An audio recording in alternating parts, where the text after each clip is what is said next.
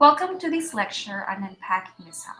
Today, we will delve into the multidimensional aspects of the self and take a closer look at one of its important facets, the physical self.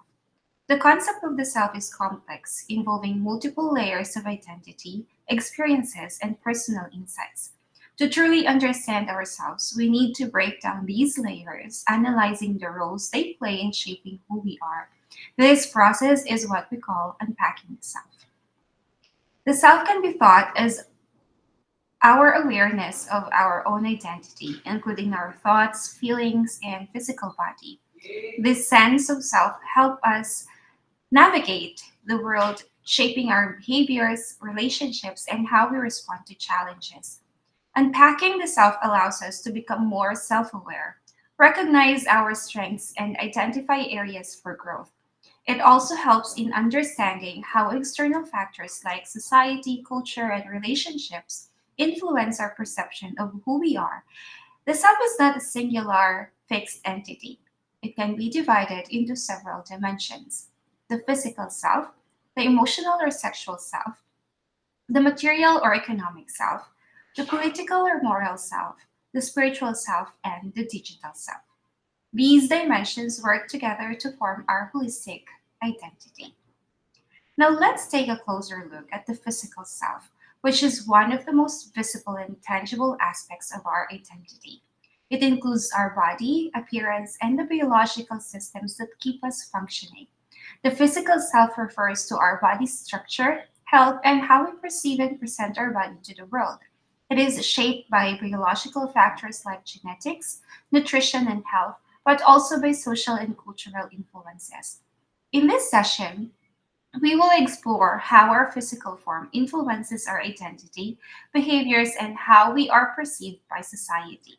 We'll begin by looking at Elizabeth Hurlock's stages in the lifespan, followed by an exploration of factors affecting physical growth and development and the various theories surrounding the physical self. Psychologist Elizabeth Hurlock provided a framework to understand the changes we experience throughout different stages of life. The physical self undergoes numerous transformations as we age, with growth and development happening continuously. Now let's break this down. Elizabeth B. Harlock identified 10 distinct stages of lifespan, emphasizing the physical, cognitive, emotional, and social changes people go through as they age. Here's an overview of her stages of development. The first is the prenatal stage. This stage begins at conception and lasts until birth. It involves the development of the body and the brain, laying the foundation for later physical, psychological, and emotional growth. The key changes during this stage is the formation of organs, limbs, and brain development, heavily influenced by genetic factors and maternal health. Infancy and babyhood. The stage from birth to 2 years old, characterized by rapid physical and mental development. Babies develop motor skills and start forming basic social bonds. The key changes on this stage are growth in size and motor abilities from crawling to walking, basic communication skills like babbling and early speech, and emotional attachment. Early childhood, a period of slower growth but major strides in learning, language acquisition, and emotional development. Children begin to explore their independence and engage in social interactions. Key changes are development of basic motor skills, learning to speak in full sentences, and forming friendships. Self awareness and imagination also develops. Late childhood. This stage, also known as the school age period, focuses on learning and socialization. Children start mastering more complex skills, both academic and social. Key changes are development of logical thinking, refinement of motor skills, and increased focus on friendships and group activities. Puberty to adolescence. Adolescence marks the transition from childhood to adulthood. Puberty brings about significant physical, emotional, and social changes as individuals form their own identities. Key changes: puberty related physical changes, emotional instability, and an increasing emphasis on peer relationships and self identity formation. Early adulthood, a period of life marked by establishing personal and professional relationships, pursuing career goals, and often starting families. Physical health is typically at its peak. Key changes are increased independence, career development, intimate relationships, and possibly parenthood. Physical strength and cognitive abilities are at their height. Middle adulthood. This stage is characterized by reflection on personal and professional achievements, along with the gradual onset of physical aging, also known as young old. This period is marked by retirement, reflection on life, and the initial signs of physical decline. Key changes are slower metabolism, potential health issues, re-evaluation of life goals, and focus on maintaining relationships and productivity in personal and professional life. And the last stage is late adulthood. This stage often involves increased dependency on others for care and further reflection on life accomplishments. The pace of physical decline accelerates. The final stage of life, marked by significant physical and mental changes, increased reliance on caregivers, and preparation for the end of life. Key changes: loss of mobility, potential cognitive decline, and adjusting to changes in family and social dynamics, increased frailty, possible serious health issues, and a focus on peace and reflection. These stages emphasize the continuous nature of development across lifespan, showing that people experience physical, emotional, and social growth at every stage. Now, let's explore the two major factors that affect physical growth and development: heredity and environment. Heredity refers to the genetic inheritance passed down from our parents. This includes our physical features such as height, skin color, and potential for certain diseases. Heredity sets the foundation for growth, influencing our physical characteristics and certain health predispositions. Sex and other physical traits are determined by the combination of chromosomes and genes during fertilization when the egg and sperm cells unite. Chromosomes are thread-like tissues that carries the genes and are usually found in pairs. There are 23 pairs of chromosomes, which are classified as the 22 pairs of autosomes or trait chromosomes and gonosomes or sex chromosomes. The sex of the offspring depends on the pairing of the 23 sex chromosomes from the father and the mother. Genes are basic carrier of heredity traits and are classified as dominant or strong and recessive or weak genes. The next factor is the environment. The environment plays a crucial role in physical development, affecting everything from nutrition to lifestyle. Environmental factors include nutrition, physical exercise and activity, and socioeconomic factors. Now, there are several theories that attempted to explain the connection between our physical appearance and our personality, behavior, and identity. Let's dive into some of the most well known theories. The first is the theory of physiognomy, suggests that a person's facial features can reveal their character or personality. This idea has been used for centuries, with roots tracing back to ancient Greece. The key points here is that proponents of physiognomy believe that physical traits like the shape of the nose, eyes, and mouth could provide insight into a person's temperament. While this theory has been largely discredited in modern science, it has left a lasting impact on how people perceive and judge others based on appearance. Physiognomy is an ancient and now largely discredited theory that suggests a person's facial features and physical appearance can reveal their character, personality traits, and even moral standing. It was practiced by several ancient civilizations, including the Greeks, and saw a resurgence in the 18th and 19th century.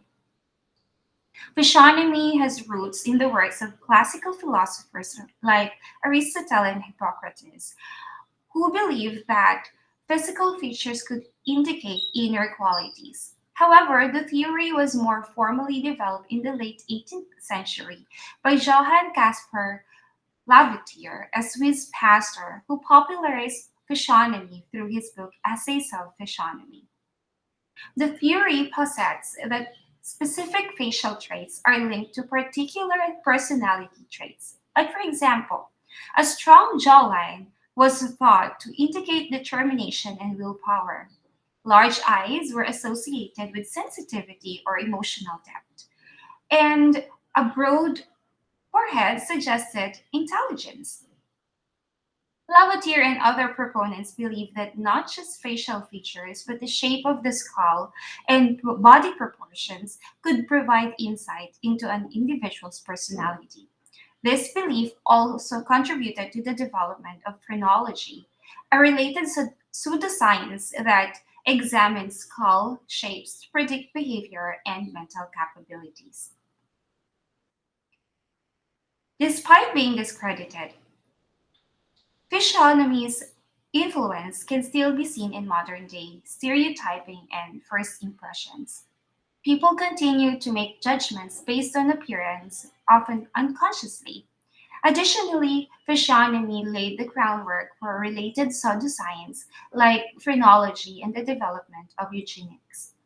While the theory of physiognomy once played a significant role in society's understanding of character and personality, it is now recognized as an outdated and flawed concept. Modern psychology and genetics offer a more comprehensive understanding of human behavior that doesn't rely on superficial judgments based on physical appearance. Now we have Hippocrates' theory. Hippocrates, known as the father of medicine, developed the theory of humorism, which postulated that a person's physical and mental health is determined by the balance of four bodily fluids or humors.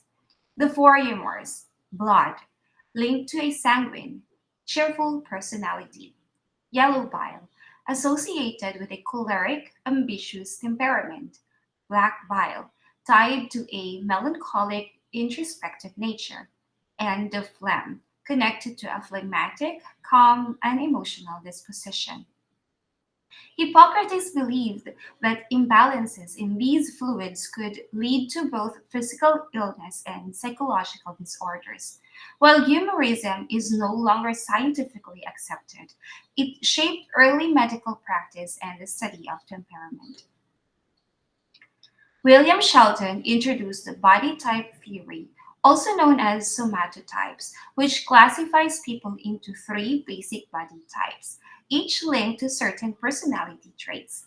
The first is ectomorphs, lean and slender individuals, often characterized as introverted, intellectual, and sensitive. The mesomorphs, these are muscular and athletic people, typically associated with being bold, energetic, and assertive, and the endomorphs. They are rounder and softer body types, linked to being sociable, relaxed, and comfort seeking. Though Sheldon's theory was widely influential in the mid 20th century, its uses declined due to the lack of empirical support and the oversimplification of personality traits based on body. Now we have Jean Hanner. Jean Hanner is a modern author who studies face reading based on ancient Chinese principles. Her book, The Wisdom of Your Face, that posits that the shape and features of our face reveal aspects of our personality, health, and lifespan. Hayner suggests that every wrinkle, facial feature, and line tells a story about an individual's experiences, emotions, and potential future, while Hayner's methods are not widely accepted in scientific circles. They align with cultural beliefs that the face serves as a mirror to our inner self. Jean Henner's book, The Wisdom of Your Face, is based on the ancient Chinese practice of face reading, which suggests that a person's facial features can reveal insights about their personality, emotional well being, and even their life path. Hayner's work integrates these principles with modern day interpretations to offer guidance on understanding oneself and others. Here's a breakdown of the key ideas from the wisdom of your face. The concept of face reading. Hayner's work draws from traditional Chinese medicine and metaphysical practices, where it is believed that the face is a map of a person's life experiences, emotional health, and potential future. The face is seen as a reflection of both inner health and external experiences.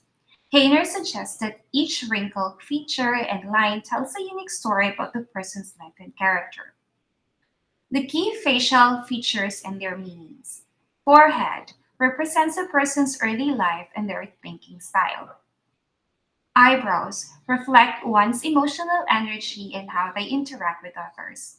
Eyes, known as the windows to the soul. Eyes reveal a person's emotional depth and openness. The nose. Nose relates to a person's career and self esteem. Then we have the cheeks. Cheeks represent one's personal power and ability to take action. Mouth. The mouth is linked to communication and relationships. And the chin and jaw. The chin and jaw reflect determination and willpower. Third, life path and experience reflection. According to Hayner, wrinkles aren't just signs of aging. They represent experiences and lessons learned throughout life. For instance, smile lines show joy and positivity, while forehead brow lines can indicate a history of stress or deep thinking. The proportions of different parts of the face are also meaningful. A balanced face with harmonious features often reflects a balanced personality, while imbalances in facial features may indicate challenges in specific areas of life. And last, the emotional healing and face reading. One of the key aspects of Hayner's philosophy is that understanding what your face reveals can lead to emotional healing. Recognizing traits and tendencies reflected in your features can help you address emotional blockage and foster personal growth. Hayner advocates of self acceptance and embracing natural features. She emphasizes that every feature on their face, no matter how unique or different from societal beauty standards, carries significance and should be honored. In conclusion, Jean Hayner's The Wisdom of Your Face offers an intriguing look into the ancient practice of face reading, providing a unique way to explore personality, emotional health, and the life experiences through facial features. While not scientifically validated, the book presents a holistic and culturally rich perspective on self awareness and human behavior. Now, let's talk about body image. Someone with a healthy body image has a clear perception of their body, understands that someone's physical appearance says very little about their value as a person, refuses to spend unreasonable amounts of time worrying about food, weight, and calories, and is comfortable and confident in their own skin.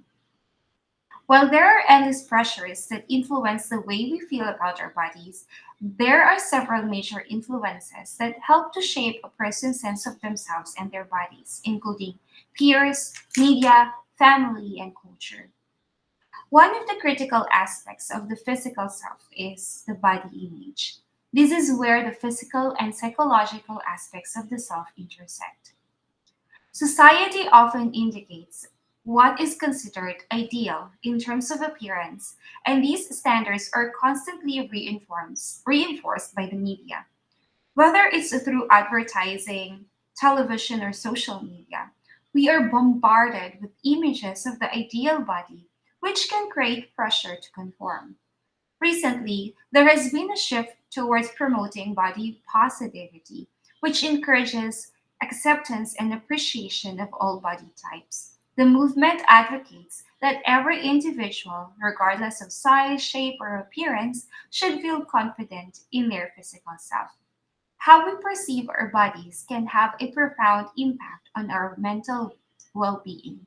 Negative body image can lead to low self esteem, anxiety, and disorders like body dysmorphia or eating disorders. The concept of the physical self varies significantly across different cultures. What is considered attractive or desirable in one country may differ greatly in another. Every culture has its own standards of beauty that affect how individuals within the culture view their bodies. For example, some cultures emphasizes slenderness as the ideal, while others may celebrate fuller body types as a sign of prosperity and health. In some cultures, body modifications such as tattoos, piercings, or even cosmetic surgery may be seen as a form of self expression and identity. In other cultures, body modifications can carry specific symbolic meanings related to rites or passage, status, or spirituality. Traditional diets, exercise habits, and healthcare practices can also influence the physical self.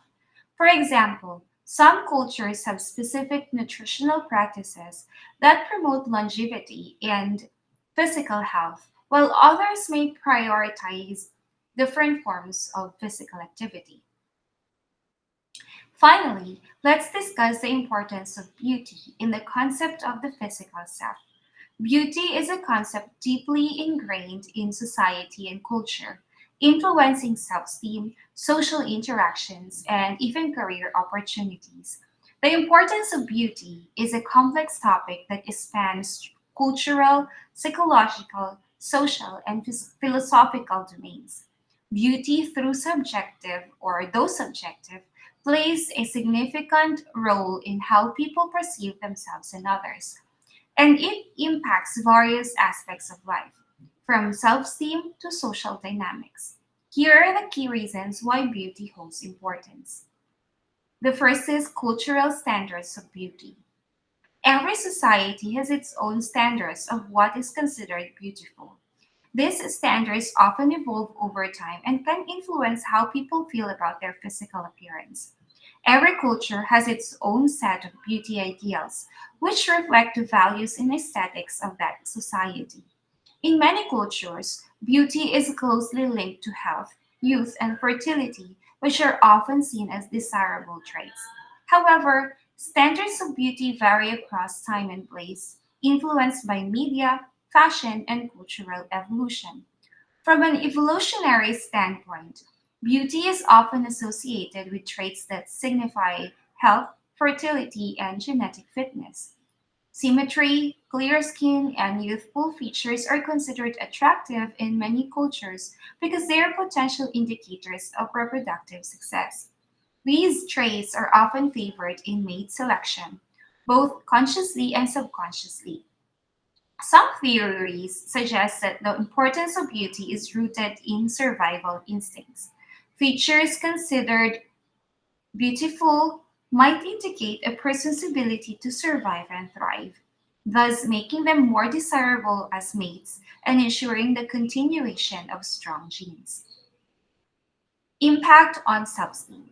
Our perception of beauty can affect our self esteem. People who feel they do not meet societal beauty standards may experience lower confidence, while those who do often benefit from positive social reinforcement. Physical appearance often influences an individual's self esteem. People who perceive themselves as attractive or feel confident in their appearance generally report higher self esteem. This can lead to a more positive outlook on life and greater self confidence in social and professional settings. Society's beauty standards can have a significant impact on body image, which refers to how individuals perceive their physical appearance. Positive body image can promote mental well being, while negative body image can lead to issues such as anxiety, depression, or eating disorders. The halo effect. Psychologically, the halo effect refers to the tendency to attribute positive traits such as intelligence or kindness to individuals who are perceived as physically attractive. This cognitive bias can impact personal and professional relationships. In simpler terms, if we perceive someone or something as being good in one area, we tend to assume they are good in other areas as well, even without sufficient evidence. The term halo effect was coined by psychologist Edward Thorndike in the early 20th century. Thorndike observed that people's judgments of someone's specific trait, like intelligence, kindness, or competence, were influenced by their overall impression of that person. The halo refers to the metaphorical glow or positive aura that influences other perceptions, similar to how religious figures in art are depicted with halos symbolizing their virtue. The positive halo effect. When someone has a favorable impression of a person or object in one area, they tend to perceive them positively in other areas as well. For example, an attractive person may be perceived as more intelligent or competent simply because of their looks. The negative halo effect, or the horn effect. The opposite of the halo effect is called the horn effect. If someone has a negative impression of someone in one aspect, they may assume other negative traits. For example, if someone comes across as unfriendly, we may also think they are unintelligent or incompetent, even without evidence. In recent years, there has been a shift towards promoting body positivity, which encourages acceptance of all body types and challenges traditional beauty standards. While physical appearance plays a role in many aspects of life, inner beauty, which refers to qualities like kindness, empathy, and intelligence and integrity, is equally important. Overemphasis on external beauty can lead to superficial judgments, whereas recognizing inner beauty promotes deeper, more meaningful connections. Many argue that a person's true beauty lies in their character and moral actions. While physical beauty may fade over time, inner beauty, kindness, generosity, and compassion can grow and enrich personal and social relationships.